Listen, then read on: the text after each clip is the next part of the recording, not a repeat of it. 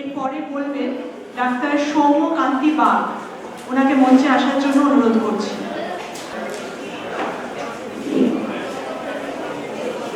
আয়োজকদের আহ্বায়কদের ধন্যবাদ জানিয়ে দু চারটি কথা বলা।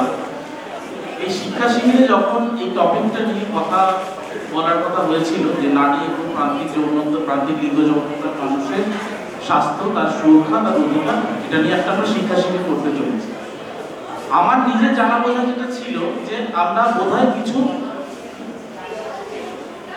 ধারণা, আমাদের সবার মধ্যে অনেকগুলো ধারণা কিছুটা আছে কিছুটা নেই, সেই ধারণাগুলো কিছুটা ক্লিয়ার করতে চাইছি। আমার বক্তা হিসেবে এখানে বলা কিন্তু জাস্ট এতটুকুই, একটা ধারণা যেগুলো হয়তো কতটা পরিষ্কার নয় সবার কাছে, সেই ধারণাগুলো বলার জন্য আমার বলা।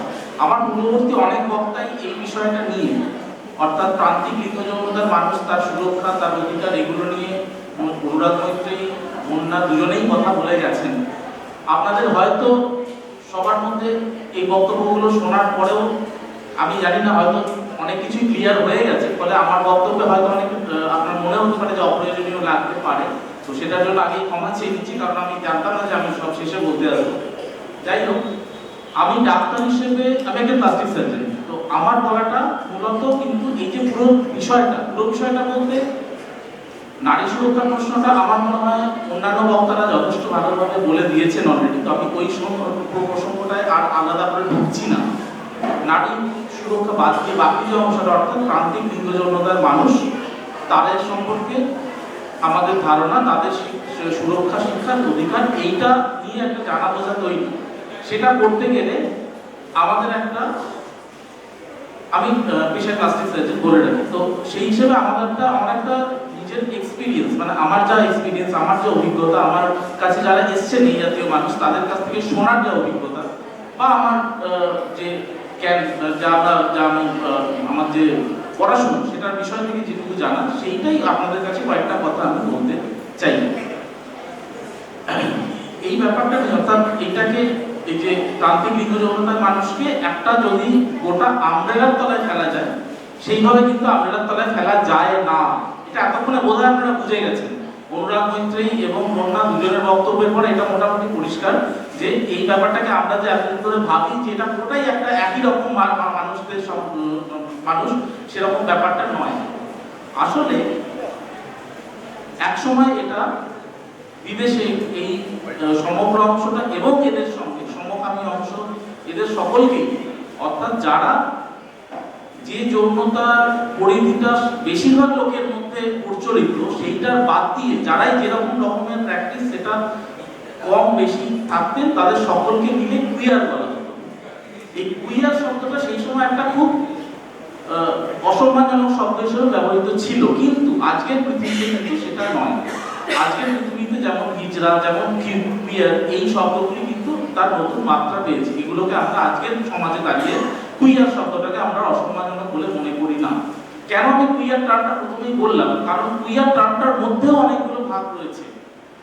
তাদের প্রত্যেকের ইস্যু কিন্তু আলাদা, তাদের প্রত্যেকের সমস্যা আলাদা, ফলে সেইগুলো না জানলে আমরা যখন তাদের সঙ্গে কোনো আন্দোলন করছি বা তাদের যে অধিকার, তার দাবি জানাতে যাচ্ছি, সেই ক্ষেত্রে আমাদের নিজেদের সবকিছু পরিষ্কার থাকে না। যে মানে আমি বলতে চাইছি, আমি নিজে যেহেতু কুইয়ার নই, ফলে নন কুইয়ার মানুষের পক্ষে কুইয়ার মানুষের প্রত্যেকটি সমস্যা, সেটাকে বুঝতে গেলে অন্তত কুইয়ারের মধ্যে কারা কারা পড়েন, তারা কি, মানে তাদের সমস্যাগুলো কোথায়, সেটা একটা বেসিক আন্ডারস্ট্যান্ডিং দরকার। আমার বক্তব্যটা মূলত সেটা। দেখা যাচ্ছে কুইয়ার মানুষদের মধ্যে একটা অংশ যেটা শুধুমাত্র সেক্সুয়াল প্রেফারেন্স এইটুকু পর্যায়ে দিয়ে আলাদা, সেই অংশটা নিয়ে আমি আলাদা করে আলোচনায় যাচ্ছি না, কারণ তাদের বাকি যে অংশ, অর্থাৎ শুধুমাত্র যারা হেটেরোসেক্সুয়াল নন হোমোসেক্সুয়াল, আদারওয়াইজ তাদের লিঙ্গ হিসেবে তাদের বহিরঙ্গের যা লিঙ্গ, তাদের মনের লিঙ্গ দুটোই একই রকম, সেটা নিয়ে তাদের কোনো সমস্যা নেই।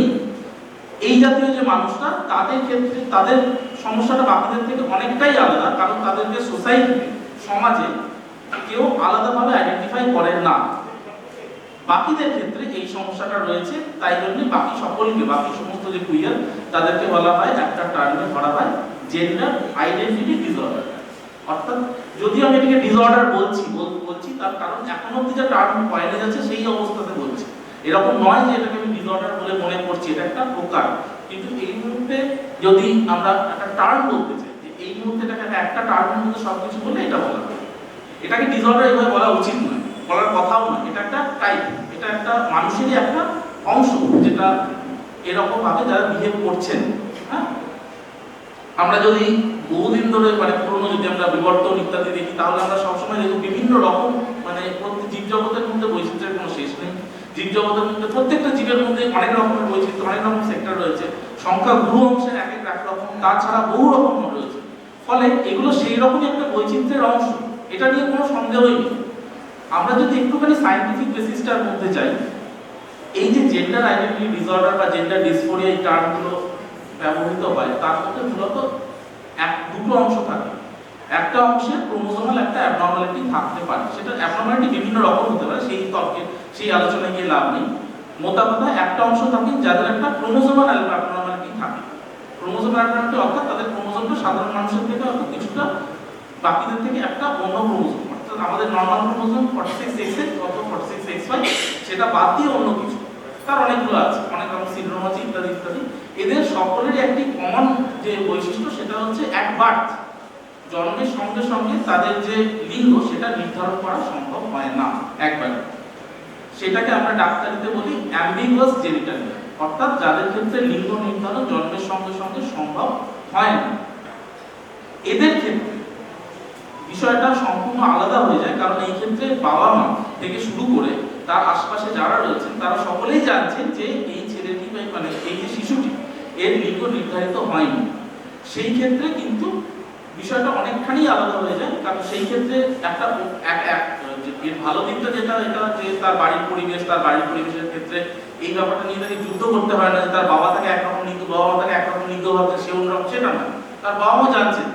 কিন্তু সেই ক্ষেত্রে যেটা বেশি প্রবণতা দেখা যাচ্ছে আমাদের সোসাইটির এখনকার পর্যন্ত যে প্রবণতায় চলছে সোসাইটি, তাতে কিন্তু এদেরকে একটা একঘরে করে দেওয়ার প্রবণতা আছে, হিস্টোরিক্যালি আছে, ঐতিহাসিকভাবে আছে। যেই জন্যই এই যে হিজড়া যে প্রফেশন, সেই প্রফেশনগুলো যেভাবে তৈরি হয়েছে একটা সময়, এই মানুষগুলি যখন এক সমাজের একটা কোণে গিয়ে পড়েছেন, সেই ফলে সেই মানুষগুলি সেখান থেকে একটা পেশাতে ঢুকে পড়েছে এবং সেই পেশা তারপরে চলছে, তার নিজের নিয়মে চলছে। আমরা সকলেই এই জাতীয় অনেক যে টিভি কি বলবো চলচ্চিত্র ইত্যাদি লেখাপত্র উপন্যাস অনেক পড়েছি, যাতে কিন্তু এই ব্যাপারগুলো অনেকেই খুব সুন্দর করে তুলে ধরেছেন। আমরা জানি মোটামুটি যে এই ব্যাপারগুলো নিয়ে কিরকম একটা অনিচ্ছা মানে মানুষের ইচ্ছার উপর যে খুব একটা নির্ভর করে যে কেউ যার অ্যাম্বিগুয়াস জেনিটালিয়া থাকলো সে যে তার পরবর্তী কাজ মানে যে এই মার্জিনালাইজড হয়ে পড়বেন এটা তার ইচ্ছা অনুযায়ী থাকে না, আমাদের সোসাইটি সেটা করে দেয়। ফলে সমাজে সচেতন নাগরিক হিসেবে এইটা আমাদের যদি কিছু মানে লেসন থাকে এটাই যে জন্মের সঙ্গে সঙ্গে যে লিঙ্গটা মানে নির্ধারিত হলো দ্যাট ইজ নট ফাইনাল। সেটার বিষয়ে আমি আরেকটু পরে আসবো। তার থেকে বড় কথা যাদের ক্ষেত্রে এরকম শিশু রয়েছে যাদের অ্যাম্বিগুয়াস জেন্ডার, তাদের ক্ষেত্রে কিন্তু বাবা মার কাউন্সেলিং ভীষণ গুরুত্বপূর্ণ, যে এই শিশু অন্য শিশুর মতোই নর্মাল। আজকে তো ক্লেফট লিপ ক্লেফট ফ্ল্যাট অর্থাৎ যে বাচ্চাদের তালু কাটা থাকে বা ঠোঁট কাটা থাকে এরকম অনেক বাচ্চা আমরা দেখি, সেম অ্যাবসলিউটলি সেম, একেবারে একই রকম একটা কনজেনিটাল ডিফর্মিটি ওয়ালা শিশু।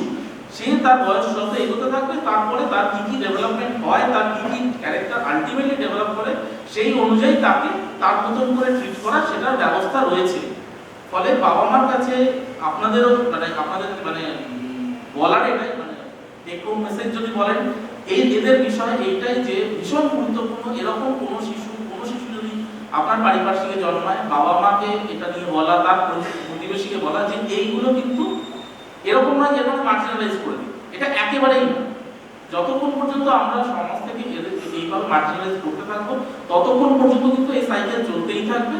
হ্যাঁ, এবং এই যে প্রফেশন, যে প্রফেশন আমরা মনে করি যে তারা ডিজার্ভ করেন না, কোনো ট্রান্সজেন্ডার মানুষ কখনোই যে প্রফেশনগুলো হিজড়া বা যে প্রফেশনগুলো মানে অনেক ক্ষেত্রে আমরা দেখি যে তারা হয়তো বিভিন্ন জায়গাতে আমরা তাদেরকে দেখতে পাই, হ্যাঁ, ট্রাফিক সিগন্যালে ভিক্ষা করার জায়গা, এই জায়গাগুলো তারা ডিজার্ভ একেবারেই করেন না। এগুলো শেষ তখনই হতে পারে যখন তাদের বাড়ির পরিবেশটাকে চেঞ্জ করে। হ্যাঁ, এটা বললেই আমরা বললেই সঙ্গে সঙ্গে সবাই শুনে নেবে এরকম নয়, এটা নিয়ে আরো বড় স্তরে আলোচনা ইত্যাদি প্রয়োজন। হ্যাঁ, এটা একটা পার্ট। আমি এদের সংখ্যা যেটা ধরা হয় এটা প্রায় 1000-5 জন বাচ্চা জন্মের মধ্যে একটি এরকম বাচ্চা জন্মায়, এরকম একটা মোটামুটি একটা পরিসংখ্যান ওয়ার্ল্ড ওয়াইড পাওয়া গেছে। এর বাইরে যেটা তারা হচ্ছে জেন্ডার আইডেন্টিটি ডিসঅর্ডারের সমস্যা। অর্থাৎ জেন্ডার আইডেন্টিটি ডিসঅর্ডার মানে তারা জন্মের সঙ্গে সঙ্গে তাদের একটা লিঙ্গ চিহ্নিত হয়ে গেছে, ছেলে কিংবা মেয়ে, সেটা পরিষ্কার, সেটা নিয়ে কোনো সমস্যা নেই। কিন্তু যখন সেই বাচ্চাটি বড় হয়ে উঠছে দেখা যাচ্ছে যে সে সেই লিঙ্গের নয় বিপরীত লিঙ্গের মানুষ হিসেবে নিজেকে আইডেন্টিফাই করছে। এইখানে তার একটা ডিসহারমোনি হয়ে যাচ্ছে। তার পরিবেশ, তার প্রতিবেশী, তার বাবা মা, তার স্কুলের বন্ধুরা সবাই তাকে একভাবে ট্রিট করছেন এবং সে নিজে বুঝতে পারছে যে সে সেটা নয়। যেটার উদাহরণ আমরা অলরেডি শুনেছি, বারবার দেখেছি, বারবার বলছি আমরা যে এই জিনিসটা করবেন না। সুতরাং একটি সন্তান সে বড় হওয়ার সঙ্গে সঙ্গে তাকে একটা সময় পর গিয়ে সে নিজেই নির্ধারণ করবে যে তার লিঙ্গ কি। এবং তার জন্য একটা যে আমাদের সমাজে যে মানে খুব প্রবণতাগুলো আছে, মেয়ে মানেই সে বাচ্চাকে সবসময় সে পুতুল খেলবে, বা ছেলে মানেই সেই বাচ্চা হচ্ছে একটা বন্দুক আর গাড়ি নিয়ে খেলবে। উপহার দেওয়ার সময় আমরা এগুলো ভীষণভাবে মনে রাখি, ছেলে বাচ্চা সুতরাং আমরা এটা উপহার দেবো, মেয়ে বাচ্চা সুতরাং আমরা এটা উপহার দেবো। এইগুলোকে নিজেদের প্র্যাকটিস থেকে আগে বন্ধ করতে হবে। তা না হলে কোনোদিনও এটা সম্ভব নয় যে আপনি একটা বাচ্চা যে হয়তো জন্মের সঙ্গে সঙ্গে ছেলে হয়ে জন্মেছে, সে তার যতদিনে সে বুঝতে শিখছে যে সে আসলে মেয়ে, ততদিনে তার ঘরে শুধু গাড়ি আর তার ঘরে একটাও পুতুল নেই। সে জানেই না, সে নিজেকে সেখান থেকে সে কষ্ট পাচ্ছে যে আমার বয়সী বাকি মেয়েরা যাদেরকে সবাই মেয়ে বলে জানে তারা পুতুল খেলে, আমার ঘরে খালি গাড়ি আর বন্দুক ছাড়া কিছু নেই। তো এটা হলো আমরা যেটা করতে পারি। এই ব্যাপারে শুধু আমরা ভাবছি এরকম একেবারেই নয়, এটা ব্যাপারে দীর্ঘদিন ধরে কাজ চলছে এবং একটা প্রফেশনাল অর্গানাইজেশনও আছে। প্রফেশনাল নামটা লিখেই দিয়েছি, world professional association for transgender health. এরাই একটা স্ট্যান্ডার্ড অফ কেয়ার তৈরি করেছে। এদের অনুযায়ী এই মুহূর্তে ICD-10 এর আন্ডারে যেখানে সমস্ত রকম মানে ICD-10 এর মধ্যে ডিজিজেরই লিস্ট থাকে, তো তার মধ্যে এটাকে এখন অবধি রাখা হয়েছে জেন্ডার ডিসফোরিয়া। হয়তো সোসাইটি আরো এগিয়ে চলে এটা আস্তে আস্তে ডিজিজের জায়গা থেকে চলে যাবে। এখনো পর্যন্ত রয়েছে তার কারণটা হলো এটাই যে এখনো পর্যন্ত জেন্ডার যে আইডেন্টিটি ডিসঅর্ডার, সেই সমস্যাটা এখনো পর্যন্ত আমাদের সোসাইটিতে এখনো খুলে বলবার মতো জায়গায় পৌঁছায়নি। এটা শুধু আমাদের সোসাইটি না, ওয়েস্টার্ন সোসাইটিতেও এই প্রবণতা এখনো পুরোপুরি চলে যায়নি যে এটা লুকিয়ে রাখার প্রবণতা। যে যদি লুকিয়ে থাকার প্রবণতা না থাকতো তাহলে একটা ছেলে যে একজন শিশু যে হয়তো ছেলে হিসেবে জন্মেছে, সে মনে মনে মেয়ের মতন মনে করে নিজেকে, তার পক্ষে সে যদি প্রথম থেকে নিজেকে এক্সপ্রেস করতে পারে তাহলে অবভিয়াসলি তার আর সেটা নিয়ে কোনো ট্রিটমেন্টের প্রয়োজন পড়ে না, কোনো আলাদা করে কোনো হরমোনাল ট্রিটমেন্টের প্রয়োজন পড়ে না, কারণ সে নিজেকে যেরকম আইডেন্টিফাই করলো সমাজ তাকে সেভাবে মেনে নিল। সমস্যা হচ্ছে এটাই যে সোসাইটি এখনো সেইভাবে মানতে পারছে না সব জায়গায়। তার ফলে কি হচ্ছে, তার ফলে এদের ক্ষেত্রে এই যে মানুষগুলি, এদের ক্ষেত্রে একটা বাসনা থেকে যাচ্ছে যে আমি মনে মনে মেয়ে, ফলে আমি মেয়ের মতন যে শরীর সেইটাকে পাওয়ার আমার প্রয়োজন, তা না হলে I can get my satisfaction, আমি মানে খুশি হতে পারছি না, আমি সুখী হতে পারছি না। এই প্রবণতাটা কিন্তু খারাপ বলা যায় না। এই প্রবণতা অবশ্যই প্রত্যেকের নিজের নিজের অধিকারের মধ্যে, এই প্রবণতা একেবারেই নিজের নিজের অধিকারের মধ্যে। আমরা প্রত্যেকটা মানুষ যদি নিজেকে তার জায়গায় বসাই তাহলেই বুঝতে পারবো যে এটার মধ্যে কোনো, এই চাওয়াটার মধ্যে কোনো অন্যায় নেই, এই চাওয়াটার মধ্যেও কোনো যেমন ভুল নেই, তেমনি যদি কেউ মনে করে যে আমি যেমন আছি এরকম ভাবেই সোসাইটি আমাকে অ্যাকসেপ্ট করবে, সেটা সোসাইটি তাতে আমাকে কিভাবে অ্যাকসেপ্ট করলো আই ডোন্ট কেয়ার, সেটাও আমাদের সমন্বয়ে মেনে নেওয়া উচিত। ফলত দৃশ্যত এদের মধ্যে দুটো অংশ রয়েছে যারা ট্রান্স হিসেবে নিজেদের পরিচয় দিতে পরিচয় তো হয়তো সকলেই এখন যেরকম হয়েছে তাতে হয়তো সকলেই ট্রান্স হিসেবে নিজেকে পরিচয় দেন, সেটা নিয়ে সমস্যা নয়। কিন্তু অ্যাপিয়ারেন্সে নিজের ট্রান্স অ্যাপিয়ারেন্সটাই কেউ বজায় রাখতে চান, কেউ সিস অর্থাৎ ছেলে বা মেয়ে, পুরুষ বা মহিলা। এখানে বারবার এই কথাগুলো আসছে, মনে হয় একবার বলে দিই, সকলে হয়তো এই টার্মটা আগে জানেন না। ট্রান্স মানে হলো ট্রান্স অ্যাপিয়ারেন্স বা ট্রান্স এর মানে হলো কোনো একটা সেক্সে যিনি ডিটারমিন নন সেরকম একটা অ্যাপিয়ারেন্স। সিস মানে যে কোনো একটা সেক্স ডিটারমিন সেরকম একটা অ্যাপিয়ারেন্স। অর্থাৎ এই যে জেন্ডার আইডেন্টিটি ডিসঅর্ডার, এদের মানুষদের ক্ষেত্রে সমস্যা এইটাই থেকে যায় যে তারা বেশিরভাগ ক্ষেত্রে বলা হয়তো ঠিক হবে না, আমার কাছে সম্পূর্ণ ডেটা নেই, কিন্তু বহু ক্ষেত্রে দেখা যায় যে তারা কোনো একটা জেন্ডারে মানে যে জেন্ডারে তারা মানসিকভাবে সেই জেন্ডারে তারা তাদের শারীরিকভাবে বিলং করতে ইচ্ছুক থাকে। এটা এটা একেবারেই নর্মাল প্রবণতা। এইটা আমি আমাদের কাছে যারা এসেছেন বহু সময়, আমাদের কাছে যারা রোগী হিসেবে এসেছে যে ডাক্তার এইটা মানে আমি এইভাবে নিজেকে পরিবর্তন করতে চাই, রূপান্তরকামী, তাদের ক্ষেত্রে আমরা এগুলো দেখেছি। তাদের ক্ষেত্রে তাদের যে যন্ত্রণা, তাদের যে সমস্যার কথা শুনেছি, তাতে এটাকে জাস্টিফাই না করার কোনো কারণ নেই। ফলে তো দুরকম মতামতই আছে। আমি আমার আগের বক্তাদের মধ্যে দেখেছি, আপনারাও দেখেছেন যে পরিষ্কারভাবে আমরা বুঝেছি যে ওনারা যেমন বললেন যে এটা একটা নিশ্চয়ই এটা একটা অবশ্যই একটা পুরুষতান্ত্রিক একটা সোসাইটি, এবং সেই পুরুষতান্ত্রিক সোসাইটির ফলে এই যে একজনকে হয় পুরুষ বা মহিলা হতেই হবে এরকম একটা জিনিস রয়েছে। কিন্তু যতক্ষণ আমরা বেটার সমাজ ব্যবস্থায় পৌঁছচ্ছি, এটা কিন্তু বেশিরভাগ মানুষের কাছে, বেশিরভাগ সোসাইটির আনাচে কানাচে এই ব্যাপারটা রয়েছে, এটা আমাদের অস্বীকার করে লাভ নেই।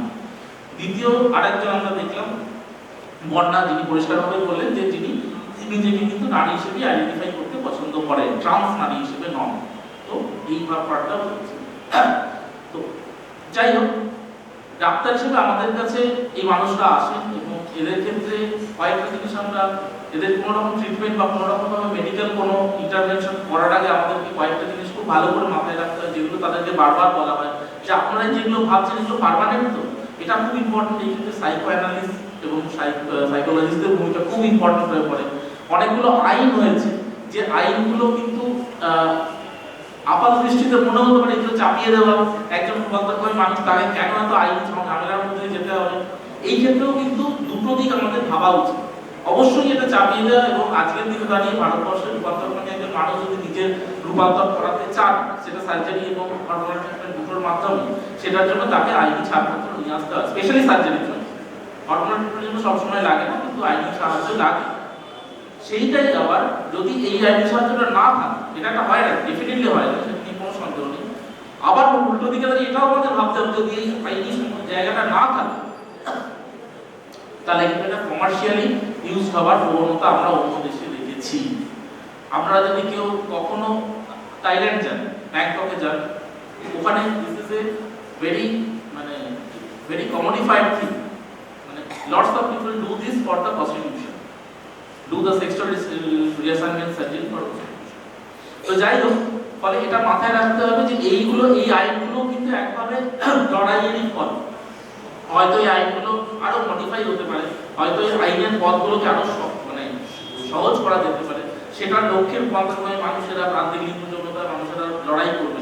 হয়তো এটা নিয়েও লড়াই হবে, যেটা নিয়ে কথা হলো এত সুন্দর, যে গাইডলাইনটা তৈরি যাতে না হয়, শুরু থেকেই যাতে এটাই থাকে যে একজন ট্রান্স মানুষ তিনি ট্রান্সের মতোই থাকবেন, তিনি কোনো রকম মানে পুরুষ বা নারী হওয়ার চেষ্টা করবেন না, এইভাবেই বেশিরভাগ মানুষ ভাববেন। এটা ভবিষ্যতে হবে।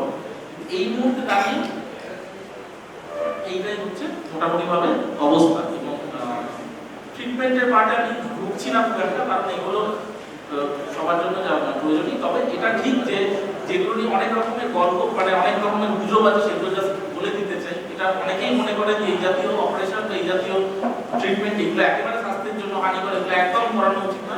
ব্যাপারটা এরকম না, যে কোনো সার্জারি যেরকম, যে কোনো ওষুধের যেরকম সাইড এফেক্ট থাকে, এগুলো সেরকম। ফলে দুদিকটাই রয়েছে। আমার মনে হয় কিছুটা আমি একটা ধারণা দিতে পারলাম। এই অনেক আলোচনা হয়েছে, আমার মনে হয় আমি আর বক্তব্য দীর্ঘায়িত করবো না। যদি এটা নিয়ে কারো কোনো কোয়ারিজ থাকে, যে এই জিনিসটা মানে কারো কোনো জানার থাকে, সেটা বলতে পারেন সেটা ব্যাপারে।